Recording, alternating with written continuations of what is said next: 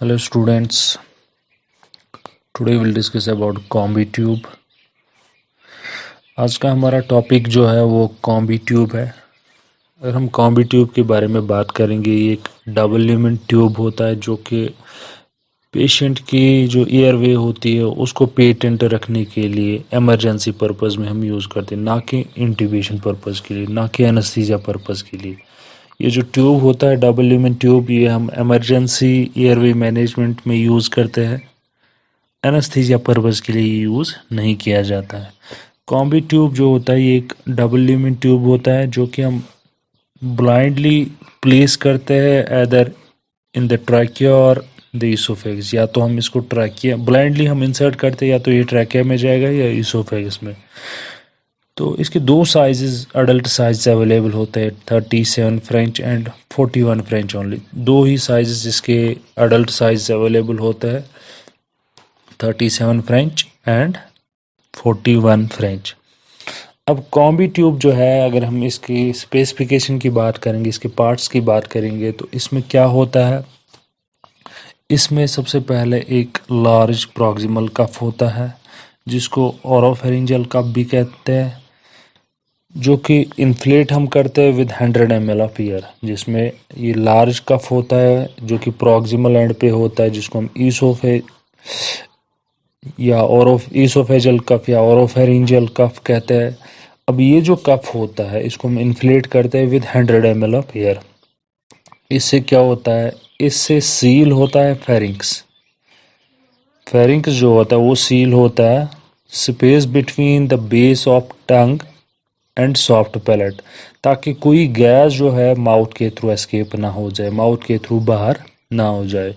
तो प्रॉक्सिमल कफ जो लार्ज होता है उसको 100 ml ईयर से इन्फ्लेट करते हैं ताकि ये फेरिंक्स को सील करेगा और कोई भी गैस माउथ के थ्रू एस्केप ना हो जाए। और दूसरा इसमें डिस्टल कफ होता है, डिस्टल कफ जिसको हम ट्रैकियल कफ कहते हैं। ट्रैकियल कफ जो कि इन्फ्लेट हम करते हैं विद 15 ml ऑफ एयर, जिसमें हम खाली 15 ml एयर भरते हैं। ये स्मॉल होता है कंपेयर टू प्रॉक्सिमल कफ। जो प्रॉक्सिमल कफ होता है ओरोफेरिंजियल कफ, वो लार्ज कफ होता है जिसमें हम large volume of air inflate करते हैं। लेकिन डिस्टल कफ जो होता है ईसोफेजियल या ट्रैकियल कफ जिसको हम कहते हैं, या तो ये ट्रैकिया में जाएगा या ईसोफेगस में, इसको हम इन्फ्लेट करते हैं विद 15 ml ऑफ एयर। अब इसमें दो ल्यूमिनस भी होते हैं, जैसे कि डबल ल्यूमिन मैंने पहले ही कहा ये डबल ल्यूमिन होता है, तो दो ल्यूमिनस होते हैं जो कि फ्यूज्ड होते हैं और जिनको एंड पे यूनिवर्सल कनेक्टर अटैच होते हैं। एंड पे यूनिवर्सल कनेक्टर अटैच होते हैं। तो दो ल्यूमिनस जो होते हैं, इन ल्यूमिनस के एंड पे यूनिवर्सल कनेक्टर्स अटैच होते हैं। एक ल्यूमिन जो होता है वो डिस्टल कफ, एक ल्यूमिन जो होता है वो डिस्टल कफ के बियॉन्ड ओपन होता है, और दूसरा ल्यूमिन जो होता है, दूसरा जो ट्यूब होता है वो इन कफ्स के बीच में ओपन होता है, जिसमें तो एक ल्यूमेन जो होता है वो डिस्टल कफ के बियॉन्ड ओपन होता है। दूसरा ल्यूमेन जो होता है, दूसरे ट्यूब का ल्यूमेन जो होता है वो इन दोनों के बीच में, ये जो कफ्स होते हैं प्रॉक्सिमल कफ और डिस्टल कफ, उन दोनों के बीच में ओपन होता है। और प्रॉक्सिमल कफ जो होता है जो कि यूजुअली ब्लू कलर्ड होता है, और इन दोनों के बीच में एक 8 वेंटिलेटिंग पोर्ट्स होते हैं। कफ्स के बीच में प्रॉक्सिमल वेंट्स जो होते हैं, वेंटिलेशन पोर्ट्स होते हैं, 8 वेंटिलेशन पोर्ट्स होते हैं जो कि इन कफ्स के बीच में होते हैं। तो इन्फ्लेशन ट्यूब्स के साथ पायलट बैलून भी होती है, सेल्फ सीलिंग वैल्यू भी होता है। हर किसी कफ को इन्फ्लेट करने के लिए अलग अलग पायलट बैलून होती है और सेल्फ सीलिंग वैल्यूज भी होते हैं। तो प्रॉक्सिमल कफ जो होता है जो कि ब्लू कलर्ड होता है, ब्लू कलर जिसका होता है, उसकी पायलट बैलून जो होती है वो भी ब्लू कलर्ड होती है। अब डिस्टल ओपनिंग जो होती है, जो कि डिस्टल कफ के आगे ओपन होती है, वो तो या ट्रैकिया में जाएगी या ईसोफेगस में जाएंगे। जब भी हम ट्यूब इंसर्ट करेंगे तो डिस्टल ओपनिंग जो होती है वो तो क्योंकि हम ये ब्लाइंडली इंसर्ट करते हैं, वो या तो ट्रैकिया में जाएगी या ईसोफेगस में, depends on the tube position की ट्यूब की पोजीशन कहाँ पे होगी। अब इसमें 2 डेप्थ मार्क्स भी होते हैं एयरवे ट्यूब पे। जब भी हम ट्यूब इंसर्ट करेंगे तो ये जो डेप्थ मार्क्स होते हैं अपर इंसिजर्स पे आने चाहिए, at the level of upper incisor. जो ब्लैक मार्क्स होते हैं, 2 डेप्थ ब्लैक मार्क्स जो होते हैं। अब ये जो ट्यूब होता है ये हम emergency purpose, emergency airway management में हम यूज़ करते हैं। जब भी हम पेशेंट की एयरवे जो है वो मेंटेन नहीं कर पाएंगे तो उस टाइम हम कॉम्बी ट्यूब इमरजेंसी पर्पस में यूज़ कर सकते हैं। अब अगर टिप ईसोफेगस में होगा, जब आपने ट्यूब इंसर्ट किया, टिप जो है वो ईसोफेगस में है, तो डिस्टल कफ जो होता है उसको हम इन्फ्लेट करते हैं तो वो ईसोफेगस को सील करेगा और एस्पिरेशन होने के चांसेस बहुत कम होते हैं। प्रिवेंट एस्पिरेशन, एस्पिरेशन प्रोटेक्ट करेगा। और इस ट्यूब के थ्रू, इस लुमेन के थ्रू हम क्या कर सकते हैं, एक गैस्ट्रिक ट्यूब इंसर्ट कर सकते हैं ताकि सिक्रीशंस हम बाहर निकाल सकते हैं। प्रॉक्सिमल कफ जो होता है जो कि फेरिंक्स को सील करता है, और इन कफ्स के बीच में जो वेंट्स होते हैं, स्पेस होती है, तो उसके थ्रू हम पेशेंट को वेंटिलेट कर सकते हैं इमरजेंसी पर्पस में। और गैस भी बाहर थ्रू माउथ एस्केप नहीं हो सकता है।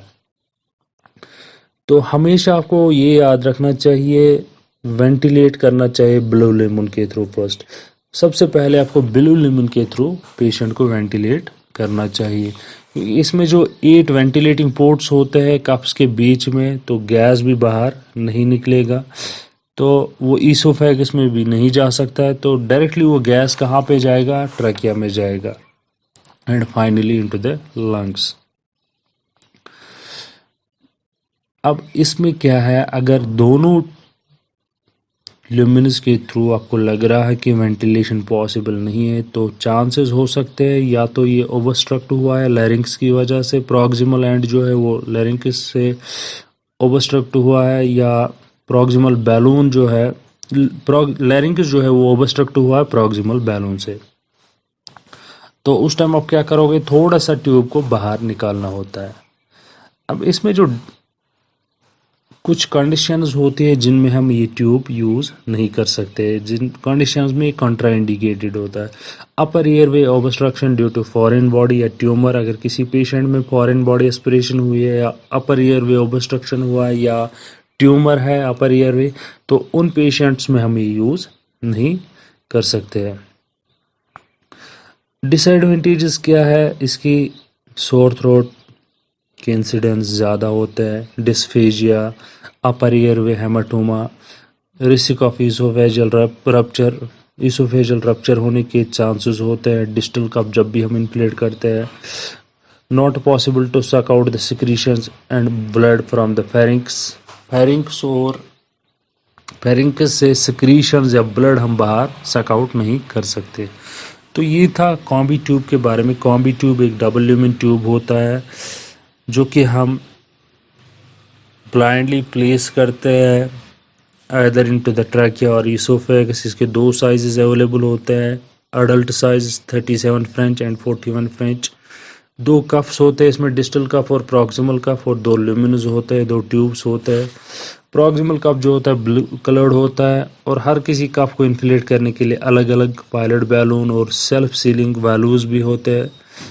प्रॉक्सिमल कफ जो ब्लू कलर्ड होता है उसकी जो पायलट बैलून होती है वो भी ब्लू होती है, ब्लू कलर्ड होती है।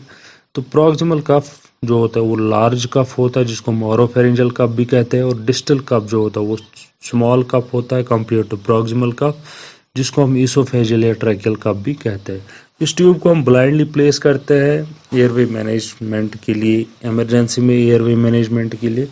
तो ये ट्यूब जो है या तो ये ट्रैकिया में जाएगा या ईसोफेगस में, तो पेशेंट को हम वेंटिलेट कर सकते हैं। कप्स के बीच में प्रॉक्सिमल वेंट्स होते हैं, पोर्ट्स होते हैं, जिनके 8 वेंटिलेशन पोर्ट्स होते हैं जिसके थ्रू हम पेशेंट को वेंटिलेट कर सकते हैं।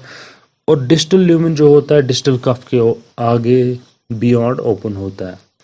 So this was about combi tube in brief, hope you will understand.